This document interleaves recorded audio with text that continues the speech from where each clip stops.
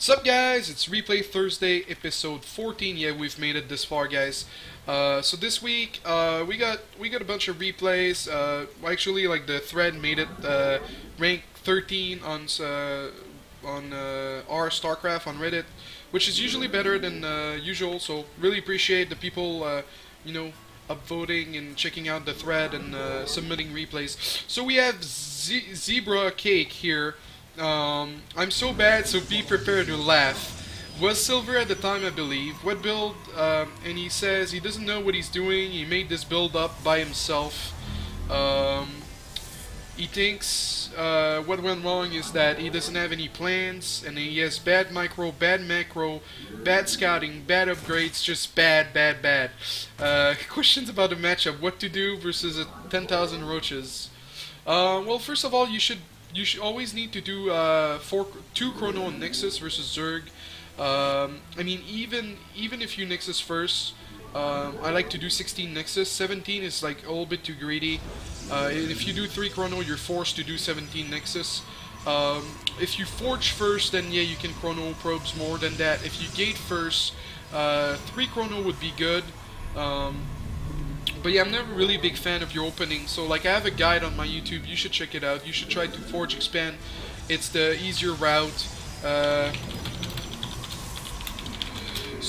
Forge expanding is the easier route over gate expand.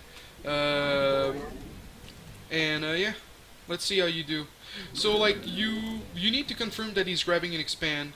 And if he has gas, you need to know. Well, this guy this guy is next level metagame, but you need to know if he's going for speed. And you knew that he had a gas. So when they have a gas, pressuring with zealots is usually not gonna do anything. Also, a cannon is part of your wall. Like, you're here, like, okay, so this would be nice if this would be like a highway or a driveway, or like, like everyone gets to go in and out. But that's the thing, is like Zerg, they like, you can't let them in because they're bugs. Like, do you want cockroach in your apartment? Probably not. Same thing with Zerg. You want like the entrance of your natural to be like one square, so like one zealot can be on hold position. So you're making some workers, getting a zealot, you're getting a sentry. But yeah, like the SimCity and like the orders, the order in which... Well, you said I was gonna laugh, and I think this is a laughing matter. Well, I mean, you're in silver, like there's a lot of innocence into what you do, so like no one can blame you. But you should you should definitely like look up like some sort of guide and just like have like a decent idea of what to do, because like right now like you're going into the woods and you've got like a backpack and you're like, well, I don't know if I have enough food, I don't know if I have a map, I don't have a compass, I might get lost, I might get eaten alive by wolves, I don't know. That's like, that's your build order, like if you'd be in real life and in a jungle. So always have 4 to 6 sentries minimum, because stalkers, they don't help you versus roaches. Like, if he's making like a lot of roaches, you want force fields so you can cut up his roaches, because the roaches is cheaper than a stalker, but it is better on paper than a stalker. The stalker does 15 damage, the roach does 16 damage. The roach has slightly less, but it's like a lot less gas. Like they're really, well, actually no, it's 75. Yeah, okay, so I actually forgot how much. Like 2 roaches is 1 stalker in terms of money, in terms of value. So if you don't have force field, if you don't have immortals, you're gonna die. So I mean, like those cannons would be good versus mutas, but unless like you need defense versus like drops or mutas, those cannons are not very good. You want like a good army. So I like the spread, so you're like playing Legos, or like you're playing like with your little like action figures, like you've got like a few units here, a few units there. It looks cool. You got some army there.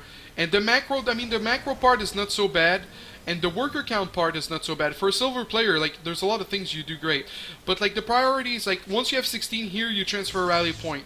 with the gases filled. Once you have 16 here, you transfer rally point. Once you have 16 here, you stop making workers. So like your natural and your main, you did a wonderful job, but your third is like really lacking. And then group up your army.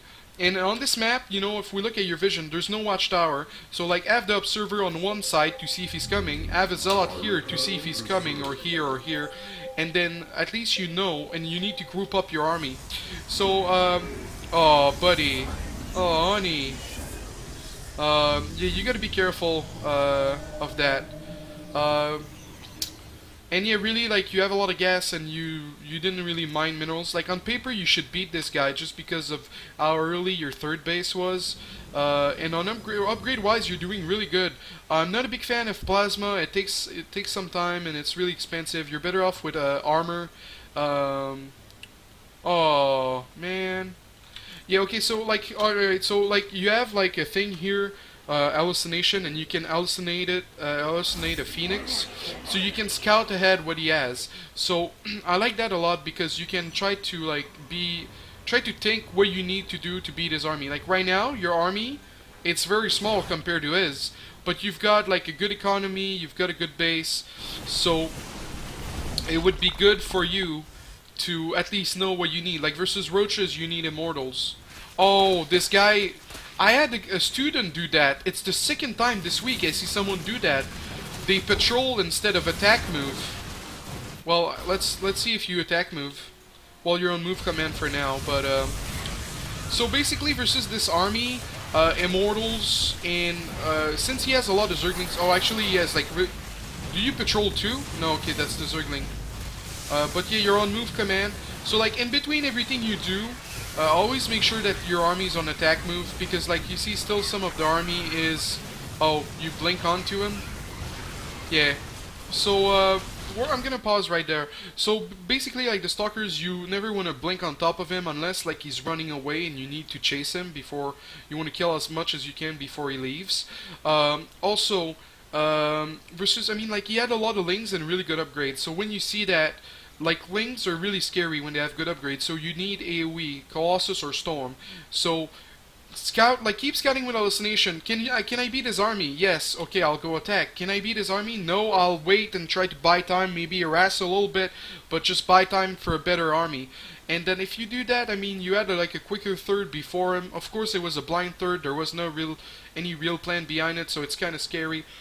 But, yeah, I mean, for a silver player that has literally no clue how to play this matchup, in terms of worker, you did well. In terms of upgrading, you did well. In terms of macro, it was okay for a silver player. But just look some guides on Team Liquid or look some guides on my YouTube and you'll do much better. But for like a silver that really has no clue, it was a pretty good game. So we'll let it finish. We'll see the slaughter, the Protoss tiers, the sentries on move command. You know a few force fields, but not that many. And yeah, when the stalker loses shield, you want to blink it back. And yeah, that was a really nice attempt at winning. But and like you see right there, like you would have been better off like waiting for a bigger army, maybe like spending all your money before attacking. Yeah, I guess another very good advice for silver players. Do you have a lot of money? Yes. Then don't attack. Spend it. Of course, like that makes your play very passive, and maybe it's boring. Maybe like you're a Call of Duty guy, and like you need to scream in the microphone to have fun. But you know, spend your money before attacking. Play defensive if you have too much money, and add more production.